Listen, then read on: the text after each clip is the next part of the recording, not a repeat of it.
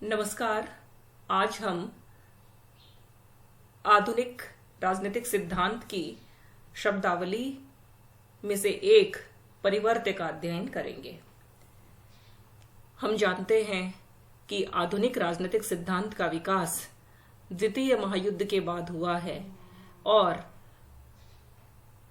इसमें नए सिद्धांतों को समझाने के लिए नई शब्दावली का, वैज्ञानिक शब्दावली का प्रयोग किया गया है। इसलिए परंपरागत राजनीतिक सिद्धांत में जो प्रचलित शब्दावली थी, जो परिभाषाएं थी, वो परिभाषाएं नई परिस्थितियों के अनुरूप पूरी तरह से सक्षम और इतनी व्यापक नहीं थी कि वो नए सिद्धांतों को उन शब्दों के माध्यम से समझाया जा सके। इसलिए आधुनिक राजनीतिक सिद्धांतकारों ने वैज्ञानिक राजनीतिक सिद्धांत के शोध और इसको समझाने के लिए नए प्रकार के शब्दों को गढ़ा है, जिनको समझना आवश्यक है यदि हम आधुनिक राजनीतिक सिद्धांत को भली प्रकार समझना चाहते हैं। तो आज का हमारा महत्वपूर्ण पारिभाषिक शब्द है परिवर्त्य। परिवर्त्य को सामान्य भाषा में चर भी कहते हैं। चर जो शब्द है वो च धातु से हम देखते हैं कि बना हुआ है और चर शब्द जो है वो गति का प्रतीक है, अर्थात जिसके माध्यम से कोई बदलाव होता है। अंग्रेजी में इसका नाम है वेरिएबल, जिसका मूल शब्द है वेरी करना, अर्थात भिन्नता उत्पन्न करना या पहली स्थिति से भिन्न स्थिति में होना। तो यह अंतर करने का सूचक है, भिन्नता का सूचक है। और वेरिएबल का अर्थ है जिसमें भिन्नता उत्पन्न करने की योग्यता हो।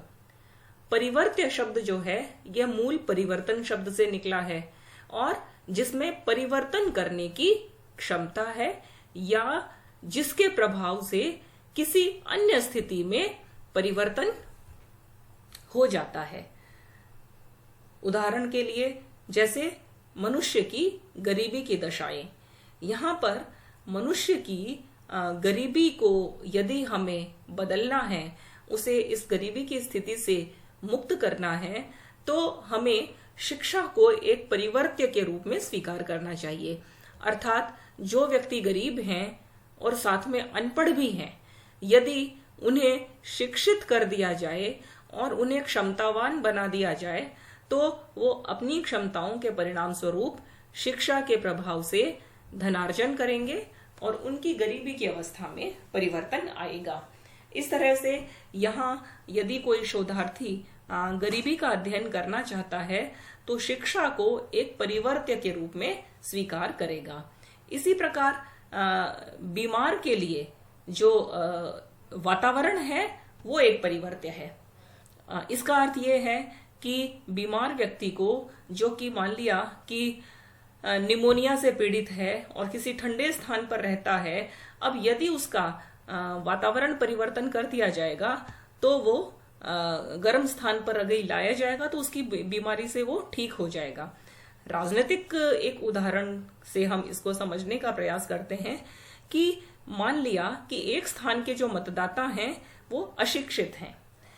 मतदाता जिन बातों को ध्यान में रख करके मतदान करते हैं, यदि उनकी स्थिति में परिवर्तन कर दिया जाए, यदि उन्हें शिक्षित कर दिया जाए, तो मतदाता की मनोस्थिति में, मन स्थिति में परिवर्तन के परिणाम स्वरूप उनके मतदान करने की स्थिति में भी परिवर्तन आएगा और यहाँ पर शिक्षा उनके लिए एक परिवर्त्य का कार्य करेगा।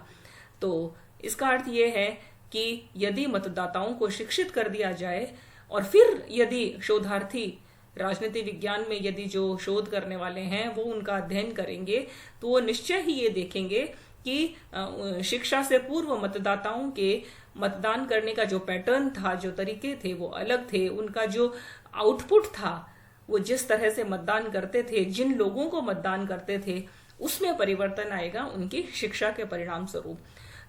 इस तरह से हम देख सकते हैं कि विभिन्न भौतिक दशाओं में, विभिन्न राजनीतिक दशाओं में, क्योंकि हम राजनीतिक परिस्थिति का अध्ययन करने वाले विद्यार्थी हैं, तो राजनीति में बहुत सारे परिवर्त्य कार्य करते हैं जो किसी पहले से प्रचलित मूलभूत दशा में परिवर्तन करने वाले साबित होते हैं।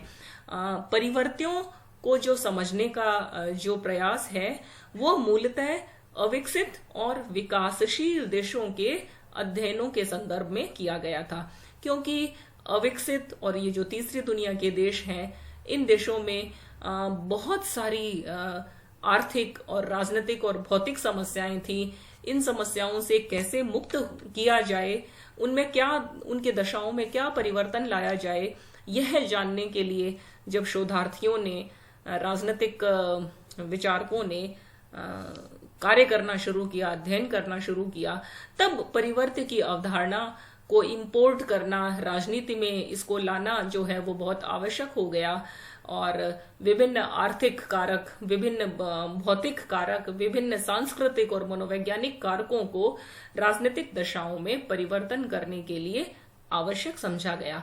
इन्हीं कारकों को परिवर्त्य का नाम दिया गया और इस तरह से हम विभिन्न राजनीतिक परिस्थितियों को भली प्रकार समझ सकते हैं, क्योंकि आने वाले दिनों में हमें आधुनिक राजनीतिक सिद्धांत में कुछ महत्वपूर्ण उपागमों को समझना है और बार बार हम इस शब्द का, परिवर्त्य शब्द का प्रयोग करेंगे।